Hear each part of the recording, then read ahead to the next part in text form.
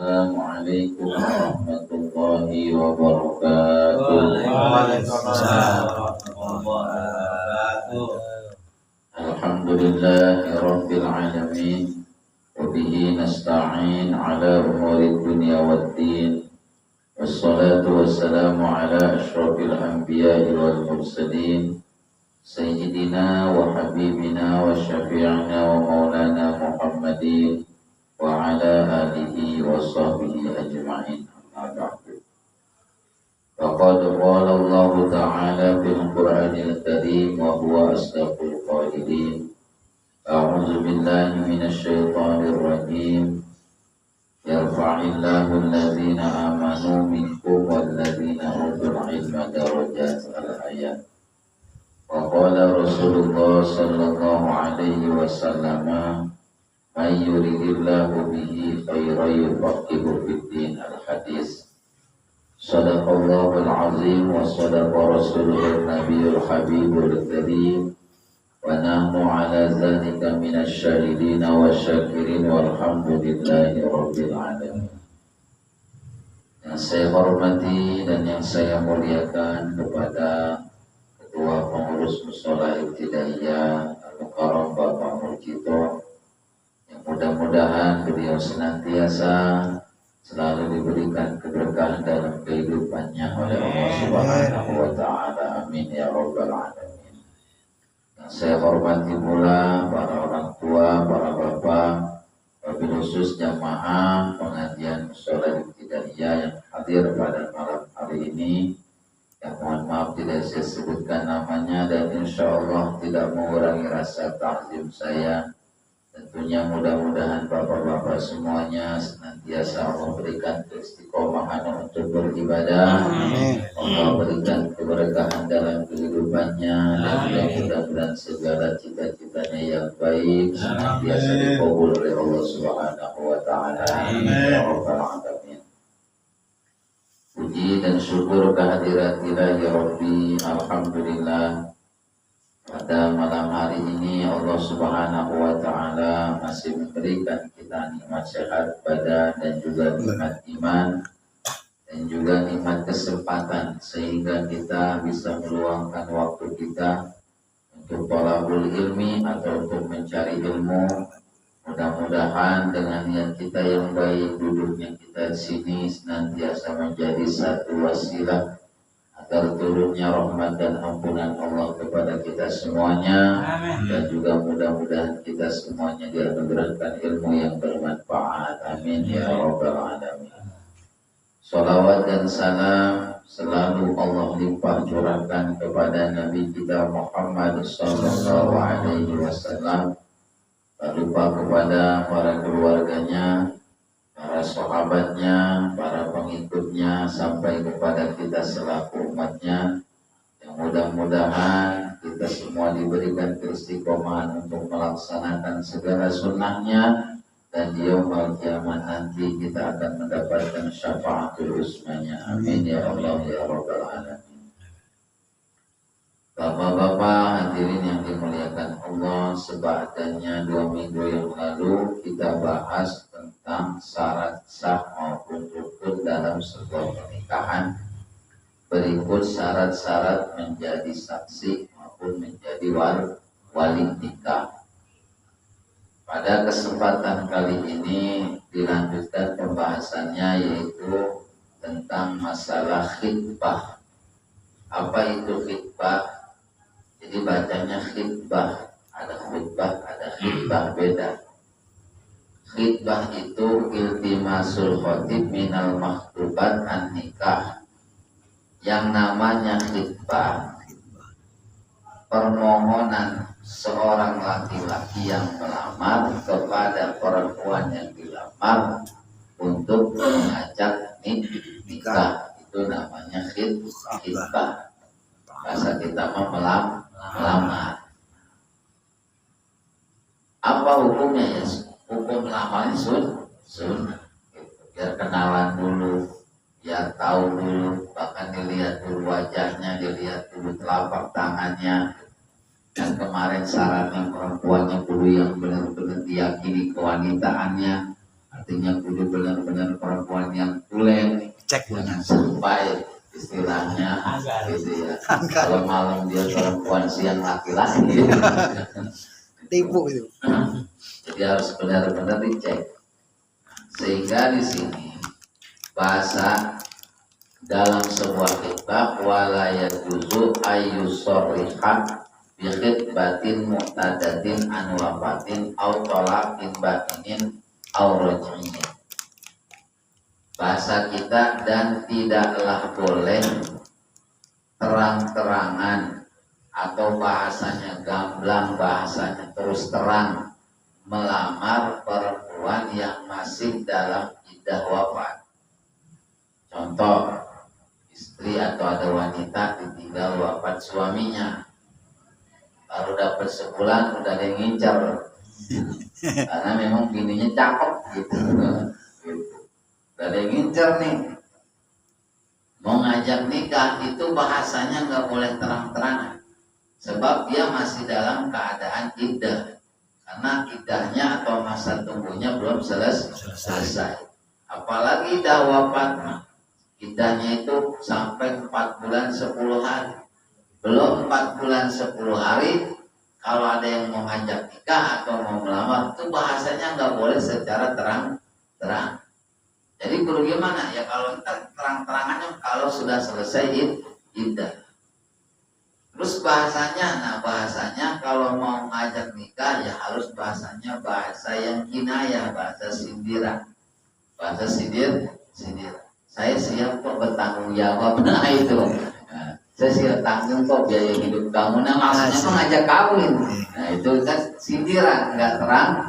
Atau saya siap kok jadi ayat sambungnya gitu anak kamu. Nah itu namanya sindiran. Atau bukan hanya iddah wafat, au talaqin bainin, atau wanita yang ketalak bain. Talak bain itu talak 3 langsung, atau talaknya talak rujuk tapi iddahnya udah selesai. Atau talak bain mah orang yang ketalak 3. Kayak talak 3 kan perempuan ditalak 3. Sama, tergantung perempuannya ya Pak. Iddahnya itu tergantung perempuan. Kalau dia masih dalam keadaan perempuan yang masih subur, masih haid, maka iddahnya 3 kali suci. Haid, suci, haid, suci, haid, suci. Nah udah 3 kali suci berarti iddahnya selesai. Kalau perempuannya masih haid. Tapi kalau umpamanya perempuannya udah di atas 45 atau 50, udah nggak haid lagi, maka hitungannya dengan bulan, yaitu sampai 3 bulan. Kalau umpamanya perempuannya yang sudah tidak haid. Jadi selama dia masih dalam iddah tuh, kalau ada yang menginginkan untuk ngajak nikah, itu ngajaknya atau melamarnya nggak boleh secara terang-terang. Kenapa? Ya karena dia masih dalam keadaan iddah. Contoh, atau talaknya talak rujuk, talak 1, talak 2. Kalau talak bain langsung talak 3. Atau talaknya talak rujuk. Kayak gimana talak rujuk? Ya talak 1, perempuan ke talak 1. Kemudian dapat sebulan udah ada laki-laki lain bukan suaminya yang menginginkan. Itu jangan langsung buru-buru. Takutnya apa? Kenapa nggak boleh takutnya? Kenapa ada masa iddah? Dikhawatirkan perempuan ini di rahimnya takut ada janin dari suami pertama. Jangan sampai nanti ada ikhtilatun nasab, ada tercampur nasab. Pamannya dia dinikahi oleh laki-laki yang kedua, belum jelas umpamanya, udah ngajak kawin ternyata habis selesai itu dia lagi hamil. Takutnya kan nggak mau. Makanya bersabarlah. Gitu. Kalau ada yang sedang mengincar seseorang, tunggu sampai iddahnya selesai. Wa tasrihu ma yaqta'u bi rabbah bin nikah ka qaulihi lil mu'tadati uridu nikahaki. Yang disebut melamar secara tasrih atau secara gamblang, secara terang-terangan, atau bahasanya benar-benar terang-terangan, yaitu ma yaqta'u bi rabbah bin nikah. Ucapan yang memastikan demen atau mengajak seseorang wanita untuk menikah. Itu namanya disebutnya tasrih atau secara sore, secara terang-terangan. Seperti gimana ucapan secara terang-terangan?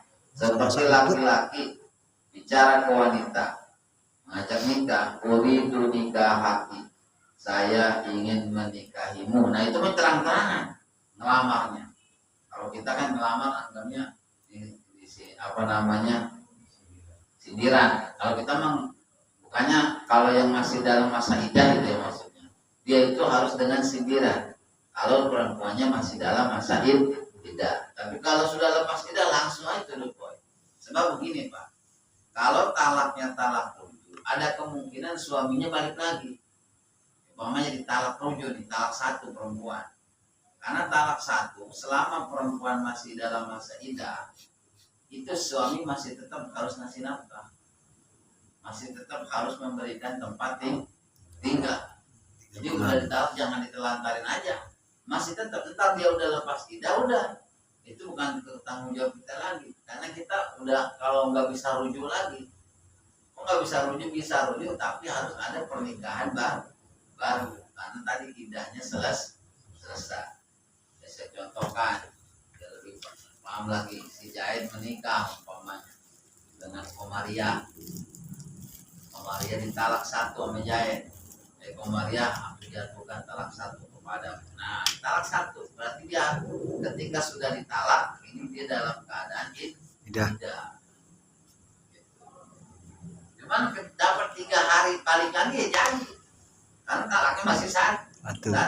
Dapat 3 hari itu kelisikan aja. Kelisikan aja umpamanya. Aduh gak betah sendirian. Yang masakin, gak ada yang nyuciin. Akhirnya dapat 3 hari nggak balikan lagi yuk. Ayo jadi Pak rujuk. Jadi rujuk. Dia meskipun nggak bilang lagi ke Pak RT nggak apa-apa. Atau dia sama kayak cerai juga begini, sekalipun tidak ngomong langsung ke wanitanya. Ya umpamanya di jalan atau ditanya sama temannya, aduh kenapa nggak bareng sama istri lu? Saya udah talak dia umpamanya. Nah itu jatuh talak. Sekalipun ngomongnya istilahnya hanya ke teman. Iya. Gimana kalau bercanda? Nah makanya hati-hati kalau bercanda juga. Takutnya umpamanya Mas Soed ngapain ketemu perempuan gitu ya kan, masih menyesi enggak aja Bang. Kalau menyesi teman enggak kok saya udah bisa umpamanya. Ketemu perempuan nanti kalau benar-benar mau begitunya sampai diniatin jatuh talak. Banyak jadi bisa jatuh talak. Nah ketika sudah umpamanya ini enggak rujuk, ini mah dicerai tapi kagak rujuk. Berarti si perempuan ini kalau dia masih dalam haid, berarti kan sampai 3 bulan. Kalau dia dalam masa haid 3 bulan itu maksudnya 3 kali sucian, haid suci. Nah selama iddah ini ada laki-laki lain mau mendeketin. Ini kalau mengajak nikah nggak boleh langsung, ngomong nggak boleh langsung. Nikah sama saya aja nggak boleh. Karena kenapa? Khawatir nih si Zaid balik lagi gitu. Dan khawatir juga dia takutnya di rahimnya ada janin, takut lagi dengan hamil gitu. Kecampuran antara anaknya ya, kita takut ada kalau umpamanya hamil gak ketahuan dinikahin, takut ada ikhtilatun nasab, campur nasab tadi gitu. Padahal dia anak si Zaid tapi takutnya dinyangkanya anak ini gitu. Jadi apalagi anaknya perempuan repot. Makanya ya ketika ada perempuan dalam keadaan iddah dan ada laki-laki yang ingin istilahnya menikah dengannya, ketika bahasa ngajak kawinnya itu nggak boleh secara terang-terangan, harus secara sindiran. Tapi gimana kalau umpamanya waya juzu ini mah ilam takun al-mu'tada antolakin rojul. Boleh artinya boleh di sini boleh ayu aridolaha wa yunjiwa ba'da infidhari iddatiha. Boleh bagi laki-laki ngajak nikah langsung secara terang-terangan kepada perempuan dengan syarat ba'da infidhari iddatiha, sudah selesai masa iddahnya. Ternyata Maria ini selama 3 bulan ini gak ada bahasa Zaid ngajak balikan. Udah, akhirnya kan selesai iddah.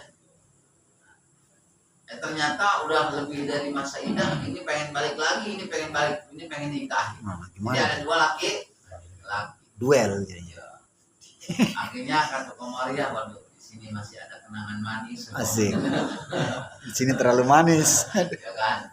Tapi ini ada istilahnya orang yang mau yang lebih hebat lah dari suami yang pertama umpamanya. Dan dia bingung. Karena kalau nikah dengan ini pun karena idahnya sudah selesai, dia harus nikah lagi. Nggak bisa langsung ngomong rujuk karena idahnya udah selesai. Dengan ini pun sama, dia harus nikah. Makanya pilihan gitu. Ternyata dia milih dengan ini ya boleh karena udah selesai idah. Karena sudah selesai idah. Nah, jangan sampai perempuan malamnya dicerai, siangnya udah dinikahin sama orang lain, nggak boleh. Itu haram. Kenapa? Karena dia bahkan nikahnya nggak sah. Ketika ada perempuan masih dalam keadaan iddah, kemudian dia nikah dengan orang lain, itu nikahnya nggak sah. Nikahnya nggak sah. Kan kemarin syaratnya itu perempuan itu syarat jadi mempelai wanita bukan dalam masa iddah. Di sini waya juzu ilam takun al mutadaan tolakin rojit ayu aridolaha waya jiwa pada ini. Cuman ketika lepas idah pun boleh, enggak secara terang-terangan, boleh secara terang-terangan boleh. Nah, dulu udah lepas idah. Atau dengan sindiran, sindiran seperti gimana? Seperti rubba rogi bin bin, seperti ada laki-laki ngomong ke perempuan, yang istilahnya kalau dalam masa idah, rubba rogi bin bin. Sebenarnya banyak sih laki-laki yang mau sama kamu. Termasuk aku gitu. Modus. Oh, iya. Itu kan bahasanya nggak langsung gitu kan. Sebenarnya banyak sih laki-laki yang demen sama kamu gitu. Di depan kamu termasuk aku yang enggak gitu. Cuma kata perempuan tapi perasaan yang WA saya mau kamu terus.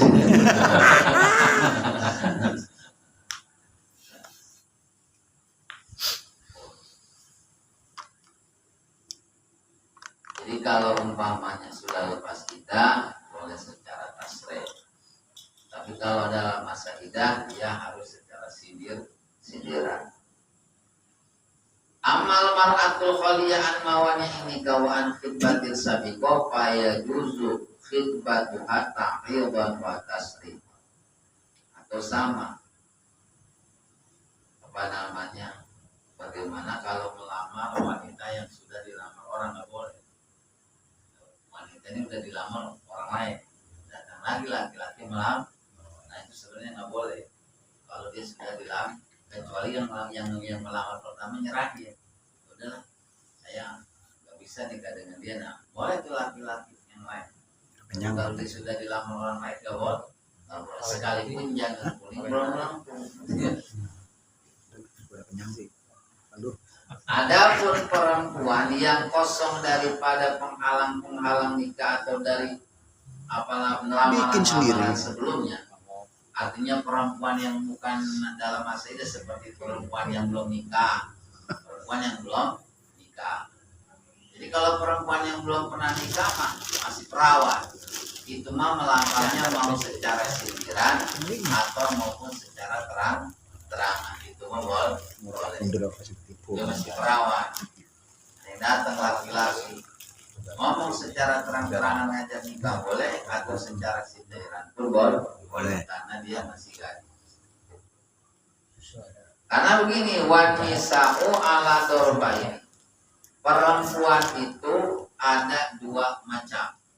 Pertama sayyibatun, yang kedua wa abkar. Pertama sayyibat, yaitu janda. Wa abkarun, yang kedua perawan. Beda antaranya. Wa sayyib manzalat bikaratuha biwatin halalin au haram. Yang namanya janda, yaitu perempuan yang hilang keperawanannya, baik disebabkan dengan berhubungan intim yang halal ataupun hubungan yang haram. Berarti dia udah disebut tidak gadis. Umpamanya mohon maaf, ada perempuan masih SMA, tapi udah dibobol, umpamanya Sekalipun dia belum nikah, tapi secara agama dia sudah bukan Perawan. dia sudah Janda. Sekalipun dia Kecelakaan. umpamanya karena di kecelakaan gitu Oh, kan. baru ngomong. Maksudnya kecelakaan. Aduh, dia nanya. Kecelakaan ini mah karena pergaulan, kecelakaan, akhirnya pernah melakukan hubungan karena haram, karena melakukan hubungan yang haram, tapi tetap secara agama sekalipun dia kagak nikah, itu dia bahasanya sudah disebut janda, karena sudah hilang keperawanan. Bahkan di sini mah kalau di tengahnya mah lebih lebih ekstrim lagi bahasanya. Fiku kuliha walau min nawi kordin. Artinya meskipun dia berhubungannya ini dengan binatang, Baik. tetap dia udah nggak disebut perawan karena sudah hilang keperawanan. Sedangkan perawan wal bikru aksuha, yang namanya perawan itu sebaliknya dari janda tadi, artinya orang yang masih utuh keperawanannya, itu namanya perawan. Bedanya gimana? Nah, ini bedanya maksudnya dalam pernikahan itu begini bedanya. Jadi pal bikru yajuzu lil abi wal jadi inda adamil abi aslan aw adami adiyati ijbaruha il bikru al nikah. Jadi kalau pamannya perempuan dia masih gadis, masih perawan, boleh bagi bapak. Atau kalau nggak ada bapaknya boleh bagi kakeknya. Ijbaruha, memaksa si gadis ini ala nikah untuk segera menikah. Pamannya kita punya anak gadis, ada yang datang, apaan, gitu, soleh. Nah anaknya ini anak kitanya nih. Kita paksa boleh karena dia masih gadis, itu boleh. Bahkan kagak bilang lagi aja gak boleh. Umumnya anaknya lagi kemana, udah sini nikahin aja sama saya, panggil saksinya dinikahin, ntar anaknya pulang terus suami kamu ya sah. Itu sah, meskipun kalau maksa amat nikahnya itu tetap sah karena memang boleh ijbar. Kayak kalau orang-orang dulu mah masih ada yang begitu, dan dipaksa untuk dipaksa menikah, itu boleh. Cuman dengan syarat maksanya ini in wujidat surutul ijbar, artinya memaksa perempuan yang masih gadis untuk segera menikah ini ada syarat-syaratnya. Gak bisa hanya karena suaminya calon laki-lakinya ini kaya tapi umpamanya enggak sepadan, jangan. Kayak gimana? Bikauni zaujah ghairu mautu abi kubulin. Yang pertama tadi ya, si perempuannya tadi benar-benar masih gadis. Yang kedua wa antuzawwaja bi qurbi muhrim misliya min naqil bala. Dan yang terpenting adalah si perempuan ini sepupu, artinya sepadan. Bisa kira-kira bisa secara materi membahagiakan perempuan, membahagiakan anak si bapaknya tadi yang memaksa, itu boleh. Apalagi calonnya udah pasti mau dia juga gitu. Calonnya datang ya. Tapi anak sekarang pasti bawanya bawa calon sekarang. Tapi kalau dipaksa ya boleh aja. Kalau memang istilahnya orang tua punya pilihan yang terbaik dan sekira-kiranya baik buat anaknya, nggak apa-apa diijibah. Boleh. Tapi ada sih, masih ada juga. Kadang-kadang si perempuan ini karena dia belum punya pasangan, tiba-tiba datang laki-laki melamar, dia nya mau, ya udah, kan gitu, ada yang gitu. Tapi tanpa ada pengenalan panjang lagi ada. Itu kalau perawan atau dia masih gadis. Tapi kalau umpamanya wasaibu yajuzu liwaliha tazwij wa illa ba'da bulughiha wa izni. Sedangkan kalau yang sudah tidak perawan, maka boleh bagi wali menikahkan si janda tadi illa ba'da bulughiha. Satu syaratnya kudu balik. Kalau kalian masih gadis nggak balik, boleh secara agama, cuma negara nggak boleh. Kalau secara negara kan undang-undangnya sekarang batasnya 19 tahun. Ini juga masih dikaji lagi, masih ada yang ngegodok, masih ada yang protes. Kenapa harus 19 tahun? Jadi kalau bagi yang sudah tidak gadis, artinya sudah pernah menikah, maka boleh bagi wali menikahkan anaknya tadi yang sudah tidak gadis, syaratnya anak tersebut sudah balik. Yang kedua harus dengan izin orang tersebut. Ditanya si perempuan tadi yang sudah pernah menikah, kamu mau nak nikah sama si Fulan? Kalau anaknya nggak mau nggak bisa dipaksa. Tapi kalau anak gadis, nah ada yang datang, ngapain? Kamu mau nggak? Kamu nikahi dengan dia? Saya nggak mau, pokoknya kamu harus nikah. Boleh. Kalau masih gadis. Tapi kalau sudah tidak gadis, nggak boleh.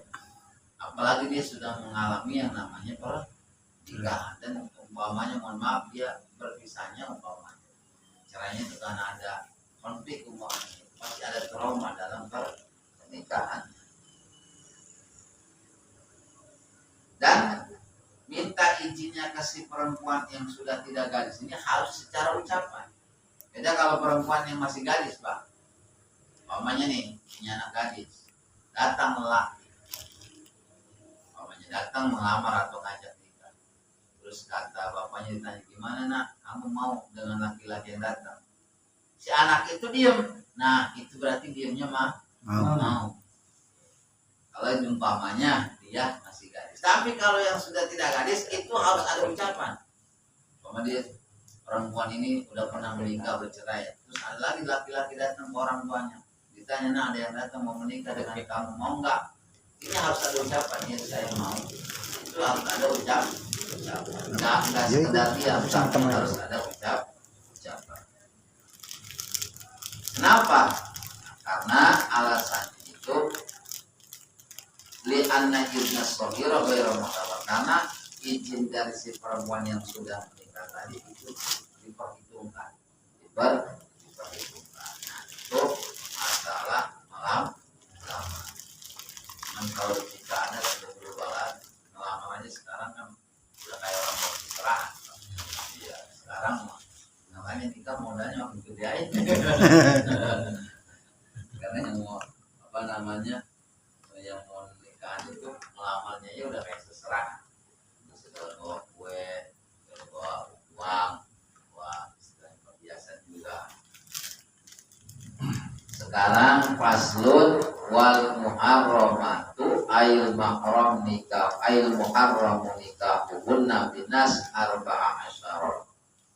Nah selesai. Jadi pembahasan yang kemarin masalah syarat hukum nikah, kemudian tadi melamar, baru pembahasan selanjutnya ini tentang mahram atau wanita yang haram untuk dinikahi.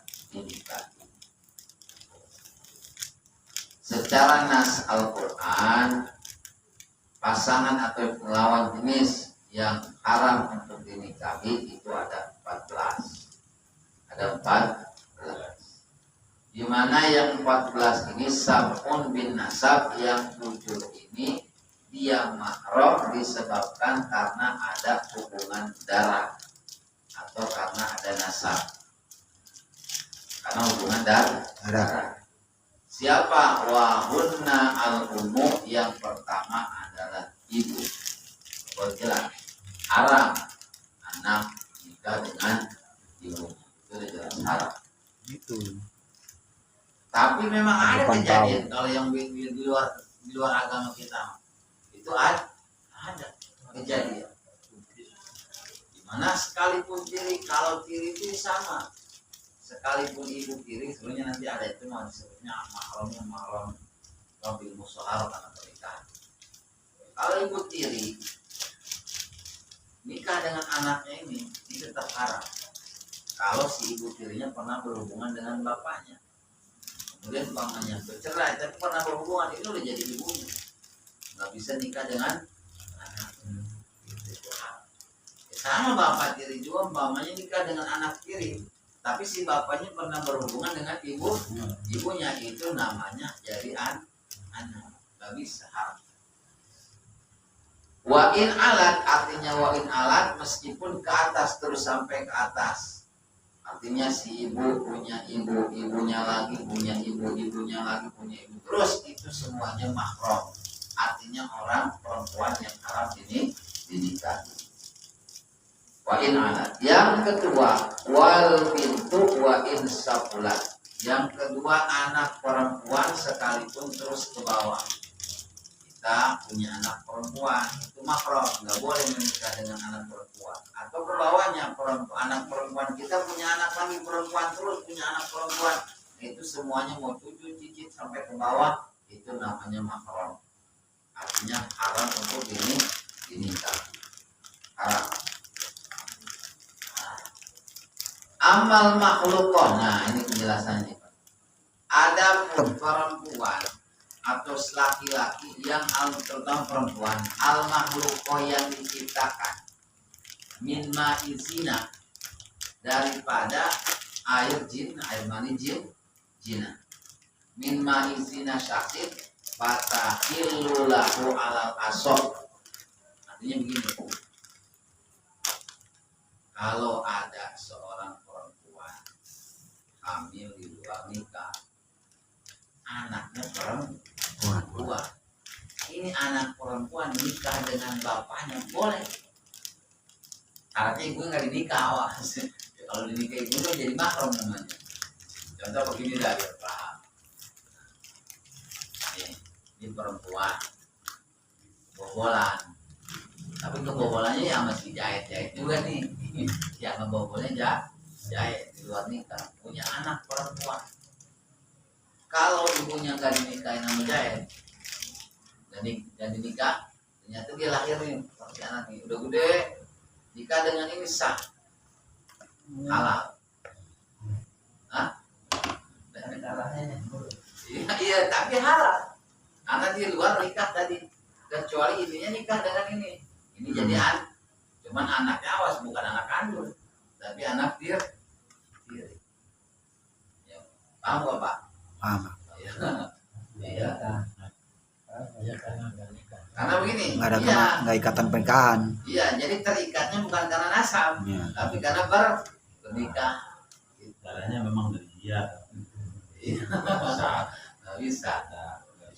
Jadi kalau umpamanya dia punya anak si perempuan, anaknya perempuan lagi, tapi ini nggak pernah nikah nih dengan ibunya ini, cuma karena istilahnya make doang, dia perempuan doang, dia kebobolan. Ini udah gede, ini karena dia kaya, jadi penampilannya udah terus, gitu ya. Nikahlah dengan ini sah, halal. Yang penting dia jangan nikah sama ini. Kalau dia nikah dengan ibunya, berarti kan di suami istri, ini pernah berhubungan lagi. Ini jadi anaknya anak dia, secara hukum anak, sekalipun secara darah mah dia anaknya. Itu secara biologis memang anak, secara darah itu anak, tapi secara agama nggak bisa. Makanya di sini amal makhlukot min ma'izina saksin patahil maka halal asal, tapi kebangetan Pak itu. Lakin mahal karohat tapi makruh. Kalau misalnya Jangan, saya darah sendiri itu mana.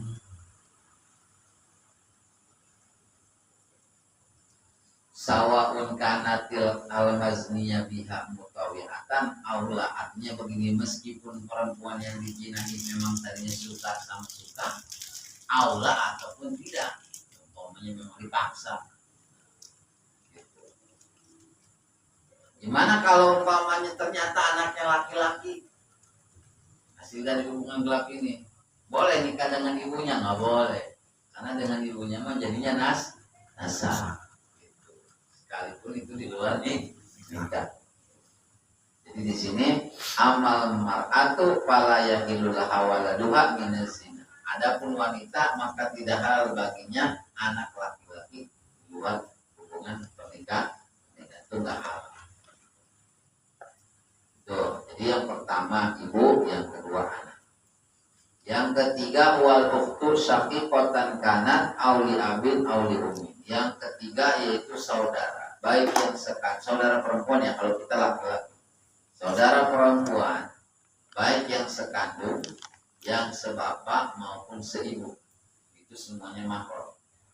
Kita punya saudara sekandung perempuan, itu mahram.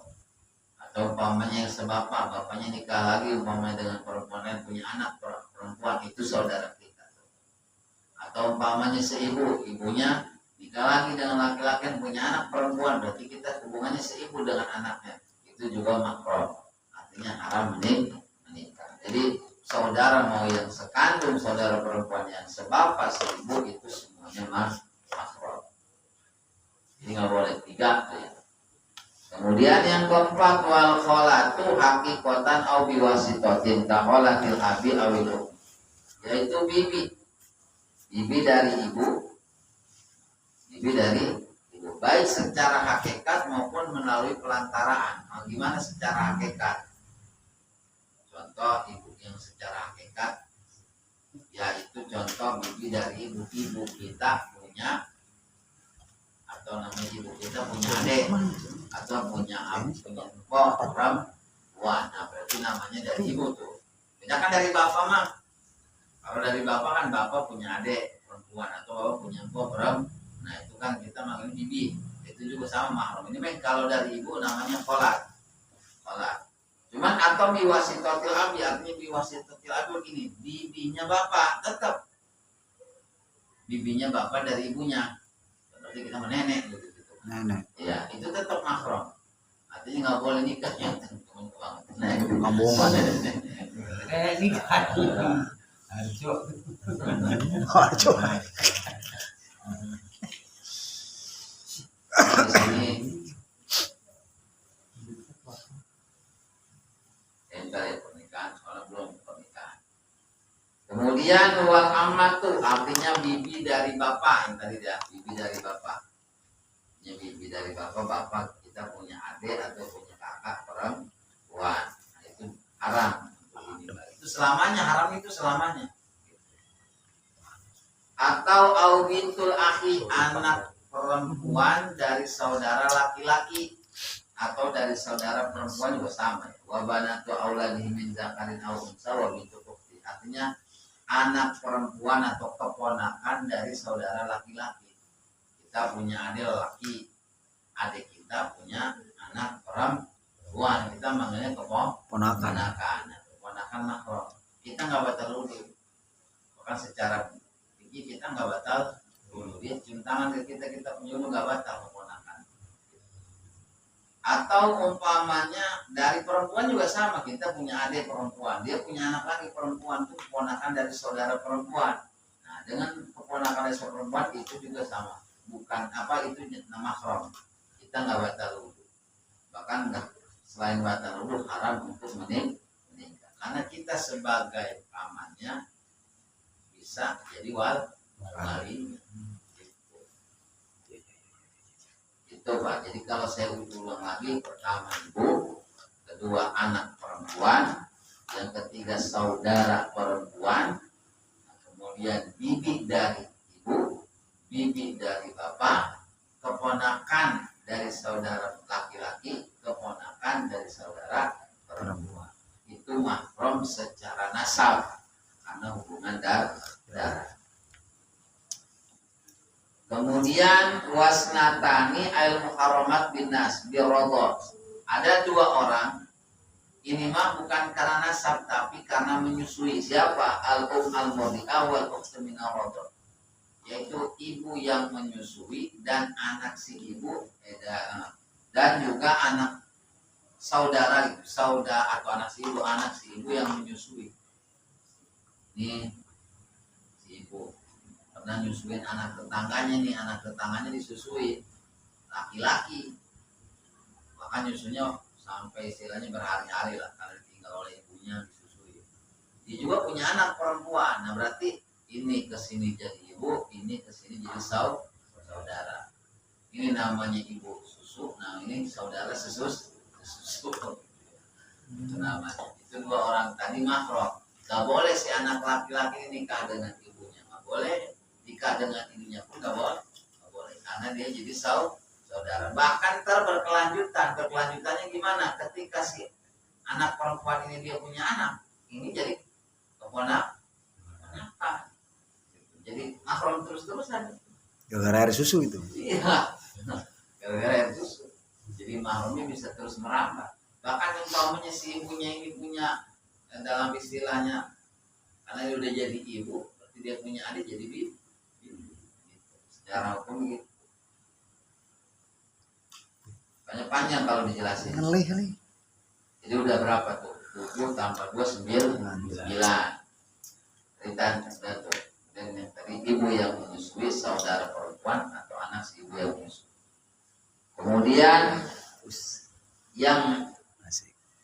4, sekarang 4. Arba'un bil musaharah, yaitu 4 orang menjadi mahram karena pernikahan. Pertama, umuz zaujah, artinya ibu istri, mertua. Ibunya istri berarti mertua perempuan. Itu mahram Pak, selamanya kita. Jadi dengan mertua perempuan itu jadi mahram dan enggak batal wudhu ila yaumil qiyamah, sampai kiamat. Jadi sekalipun anaknya cerai nih, tetap mertua. Mertua terusnya mertua. Jadi nggak ada bahasa mantan mertua, tetap mertua. Nggak batal. Nggak batal. Sekalipun dengan anaknya udah cerai, udah pisah, tapi tetap sama mertua itu. Kalau pernah berhubungan, syaratnya pernah berhubungan. Bahkan kalau dengan anaknya nggak satu, cukup ijab kabul. Karena ijab kabul dengan anaknya, maka otomatis itu jadi orang tua. Tapi beda kalau pindah mah. Itu yang pertama. Jadi ibunya istri atau mertua perempuan. Bahkan wa in alat muhasawa min nasabin aurado itu meskipun ke atas. Mertua perempuan nih punya ibu. Kan berarti neneknya istri. Itu juga jadi mahram kita. Terus saya ke atas. Itu jadi mahram. Atau umpamanya mertua ini punya saudara sesusu. Saudaranya perempuan yang susu, itu juga jadi mahram. Karena kalau gerambat lagi. Yang kedua yaitu warrabibah, artinya warrabibah itu aibintu zaujah, yaitu saudara tiri. Saudara tiri di sini mah bahasanya anak perempuan istri. Berarti anak tiri. Laki-laki nikah dengan perempuan yang sudah pernah menikah, dia punya anak perempuan nih, bawa anak perempuan, nikah dengan ibunya, berarti anak ini jadi mahram. Dengan syarat apa? Dengan syarat si bapak ini berhubungan dulu dengan ibunya. Paham ya Pak ya? Tapi kalau nggak berhubungan nggak jadi mahram. Ya, kayak beginilah, kan saya pernah cerita. Ini mohon maaf, janda cantik lah, masih muda. Gue udah punya anak gadis, tapi kelihatannya dia muda terus nih. Dia punya anak gadis. Datang laki-laki, demen sama anaknya. Pas ditelok-telok, cantikan emaknya. Wow. Tapi belum dinikahin ini belum. Cantikan emaknya. Gimana kalau sudah menikah? Kalau sudah menikah ternyata demen sama ibunya, ini udah nggak bisa. Nggak bisa. Karena dengan ijab kabul ini otomatis jadi orang tua. Tapi kalau nikah dulu dengan emaknya tapi belum disentuh, emaknya ini belum disentuh. Ternyata anak ini memang pas nikahan, pas udah ketemuan nggak pernah ada, pas nikahan ada dia datang karena kuliah di luar negeri. Di umpamanya. Nah itu siapa? Itu anak saya. Boleh cantik amat anaknya. Akhirnya ini belum sempat berhubungan, dicerai, pindah ke anaknya masih boleh. Tapi kalau sudah berhubungan, pindah ke anaknya udah nggak boleh, karena udah jadi anak. Gitu. Syaratnya jadi anak tiri ini, si bapak ini berhubungan dulu dengan ibunya, baru ini jadi anak. Itu patokannya berhubungan, bukan kabul. Ya, kalau anak tiri, Ya itu bahwa belum berhubungan tapi bisa. ada kabul. Ya, bisa pindah lagi ke sini, pindah ke anaknya maksudnya. Jadi di situ ukurnya di hubungan tadi Berhubungan. kabul Salah nggak masalah. Tapi kalau udah berhubungan, Jajanin. itu jadi anak. Mau jajanin. Kemudian idza dakhala bil syaratnya idza dakhala bil syaratnya apabila si suami ini berhubungan dengan ibunya. Kemudian wa zaujatul abi, istrinya bapak. Berarti ibu tiri. Istrinya bapak berarti ibu tiri. Istrinya bapak. Dan enggak ada harus syarat berhubungan, enggak. Karena dalam Al-Quran jelas walat tunjihu manakaha abaukum. jangan kamu menikah dengan wanita yang sudah dinikahi oleh bapak. Kan itu jadi ibu. Berapa tuh jangan pernikahan tua, ya kan?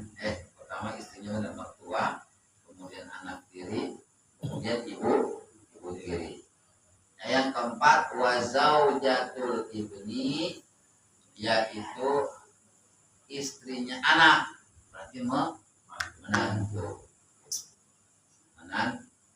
Jadi mertua menantu, kan begitu ya. Mertua menantu, anak tiri, ibu tiri. Itu disebabkan karena pernikahan. Satu lagi ipar. Cuman ipar mah la ala takbid, mahramnya itu enggak selamanya. Meskipun dia haram menikah, maka dengan ipar batal wudhu, Pak. Dengan ipar kita haram menikah. Istri kita punya adik atau punya empok perempuan, kita haram menikah dengan empoknya, dengan adiknya, selama kita masih dalam pernikahan dengan adiknya kalau memang empok. Dan juga kita batal wudhu dengan ipar batal wudhu, karena disebutnya masih mahram, makanya disebutnya mahramnya arido. Mahram itu anyar-anyaran, enggak selamanya. Jadi ketika pisah dengan istri baru bisa pindah dengan ipar. Tapi selama masih ada dalam pernikahan dengan istri dengan ipar itu mahram, artinya nggak boleh nikah. Tapi wudhu mah tetap batal. Itu jelas tuh ya. Jadi jumlahnya ada 4. Iya. Yang tadi karena nasab 7 ditambah menyusui 2, berapa 9 kan, ditambah tadi karena hubungan menikah 4, berapa 9 13, ditambah 1 yang ipar, jadi 4 berapa. Nah, gimana ternyata kalau anak tiri dengan anak tiri, suami istri sudah ketemu janda, masing-masing bawaan anak sama anak yang pengen nikah boleh gitu ya, boleh. Secara hukuman dia bukan mahram, ya, karena beda coba dah, ya kan? Secara logika dulu gitu, zaman dulu ini dia kan nikah dengan laki-laki lain, cerai ya, memang wafat suaminya, bawa anak satu laki-laki. Ini juga laki-laki nikah sama perempuannya meninggal, bawa anak perempuan. Ini nikah, ini bukan bapaknya juga bukan ibunya kan. Ya, artinya nggak ada hubungan apa-apa. Artinya begini, dengan kesini mah dia ada hubungan di ke atas, tapi dengan anak dengan anaknya mah nggak ada hubungan apa-apa. Tapi yang ada hubungannya si anak ini dengan bapak ini ada, anak ini dengan ibunya ada, karena ininya jadi tadi karena ini bapak tiri atau ibu tiri. Tapi anak tiri dengan anak tiri emang nggak ada hubungan apa. Bisa bareng nikahannya itu. Ya. Sama kayak begini, besan demen dengan Besan. bisa. Bisa. Iya. Sebab saya pernah ada yang nanya, bingung juga jawabnya itu. Saya nggak gegabah, Pak. Aduh. Tadinya saya beranggapan kalau dia nikah berarti jadi anak sah atau nikah. Tapi logikanya kayak dibalikin kayak ini. Ya kayak ini kan. Dia nikah nih. Masing-masing bawa anak-anaknya nikah ya sah. Jadi sama aja, ini menikah duluan kan. Ini anaknya nikah duluan. Besan belakangan. Besan kan? Iya. Iya, berarti sah nggak? Sah. Boleh. Gitu. Besan dengan besan itu boleh. Yang penting jangan besan sama mantu, nggak boleh. Dengan mantunya, yang mertua dengan mantu itu nggak boleh. Itu. Dan di sini sedikit lagi, wa min jihadil jam'i,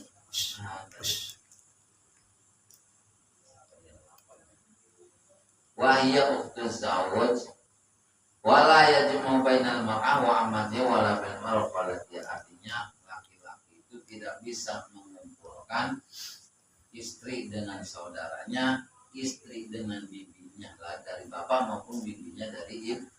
Artinya begini, dia nikah dengan perempuan, si perempuan ini punya bibinya ini kan adik bapaknya, ternyata seumuran kan. Ya kan bibi mah bisa seumuran Pak, kadang bisa dibawa istri. Iya, sekarang. Ini sekarang banyak kan, banyak Pak. Nah si suaminya ini demen sama bibi istrinya nih, cakep juga. Boleh nggak dua-duanya dinikahin? Nggak boleh. Kalau mau bibinya pisah dulu dengan dengan istrinya, baru pindah ke bibinya, itu nggak boleh. Boleh Jo. Jadi nggak boleh. Baik bibinya dari istilahnya bapak, artinya ini bapaknya punya adik, atau ibunya dari ibunya istri. Nah, itu nggak boleh. Jadi haram mengumpulkan dua perempuan yang masih mahram dalam satu pernikahan. Tapi kalau dipisah dulu itu boleh pisah dulu, bisa udah baru masih dipindah ya, namanya nggak ada pernikahan dengan yang pertama, udah terputus, itu mah boleh. Cuman di kita kan suka ada tradisi kalau ada yang meninggal, suaminya meninggal, istrinya suruh bisik, tolong ceraiin saya ya. Coba kalau menjawab enggak, Lari dia. Nggak mau. Itu sih tradisi yang salah. Sebaliknya apa, dengan meninggalnya suami atau dengan meninggalnya istri itu udah otomatis pernikahannya pasang, Putus. Masa ngomong lagi. Iya, nggak usah ngomong lagi. Jalan siapa kali orang dulu ya? Kadang ngejawab lari dia. Sudah ngomong orang ya. Karena ada yang begitu. Tapi sebenarnya tadi dengan kematian tadi pasarnya udah bubar pernikahan, cerai, udah bercerai. Sekalipun nggak ada bahasa ngomong. Ya, kalau ngomong lebih takut. Iya. Gitu. Nah itu bahasan, jadi dua bahasan saya tentang masalah khitbah, yang kedua masalah mahram dalam pernikahan. Sampai di sini Pak, saya mau bertanya silakan. Jadi wassalamualaikum warahmatullahi